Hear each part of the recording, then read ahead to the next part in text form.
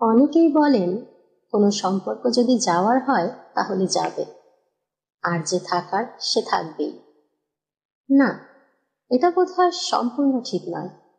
আপনি একটি গাছকে যত্ন করে বাড়িতে নিয়ে এলেন, সুন্দর টবে পুঁতলেন, গাছটা দুদিন খুব সুন্দর ফুলও দিল।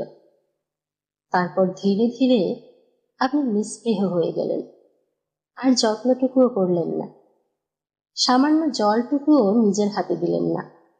চোখের সামনে দেখলেন গাছের পাতাটা হলদে হচ্ছে, ঝরে পড়ছে, মাটি শুকিয়ে কাঠ, তবুও জল দিতে ইচ্ছে করল না। আপনি ভাবলেন থাকার হলে থাকবে, যাওয়ার হলে যাবে। না না, এটাকে মেরে ফেলা বলে। সম্পর্কের ক্ষেত্রেও ঠিক এমনই হয়। যাকে রাখতে চান তাকে সময়ে একটু যত্ন করুন। একটা জন্মদিন, একটা বিবাহ বার্ষিকী, একটা ভ্যালেন্টাইন ডেতে ব্যস্ততা একটু কম দেখান কাছের মানুষটাকে। একটু সময় দিন, একটু যত্ন করুন সম্পর্কটাকে। না হলে ওই গাছের মতোই ক্রমশ হলুদ হয়ে যাবে। তখন মৃত সম্পর্কের মধ্যে আপনারই দম বন্ধ হয়ে আসবে। আপনার কথা মতো হয়তো সে থেকেই যাবে আপনার জীবনে, কিন্তু সেই আন্তরিকতাটা আর থাকবে না।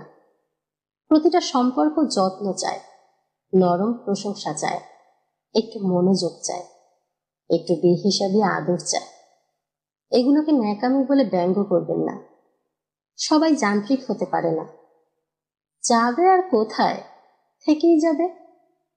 তাই ওই যে থাকবার সে থাকবেই ভেবে আত্মপ্রসাদ লাভ করবেন না।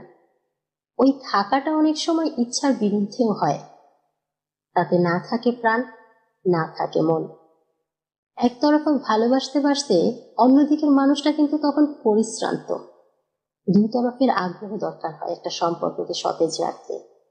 মনে রাখবেন, অপেক্ষারও ক্লান্তি আসে, একতরফারও ধৈর্যচ্যুতি হয়। এতদিনের দীর্ঘ প্রতীক্ষা যখন ক্লান্ত হয়ে যায়, তখন আমরা নাম দিই বিচ্ছেদ বা ব্রেকআপ।